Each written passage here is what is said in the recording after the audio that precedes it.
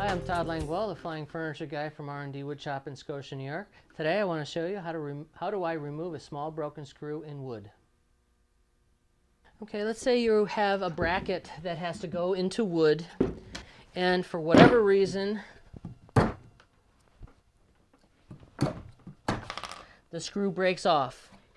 If you can't move that screw and you have to get that screw out of there, there are screw extractors out there that you're supposed to drill a hole down through that screw and then reverse it back out. They almost never work. I found at Woodworker's Supply a screw extractor that is just beautiful to use. Basically what this is, it cuts a hole or bores a hole around the screw head, or the broken screw, excuse me. So I'll go ahead and show you how to use that right now. Okay, real key point when you're using the screw extractor is that the drill must be in reverse. You must be perpendicular to the screw, the broken screw. You also cannot touch the screw with this bit because it will shatter. So what you want to do is you want to make sure that you're right over the top.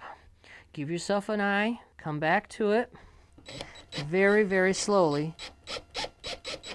Start and check. That's a key point right there because you want to make sure that you're not going to break your $30 bit. Making sure that you're perpendicular.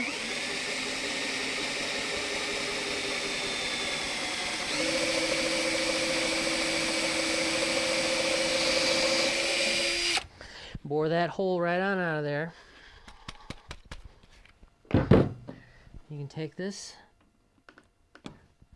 We need to go just a bit farther.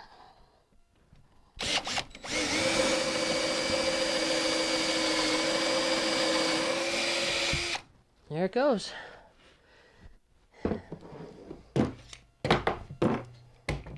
What this bit does is it bores and cores it all in the same application.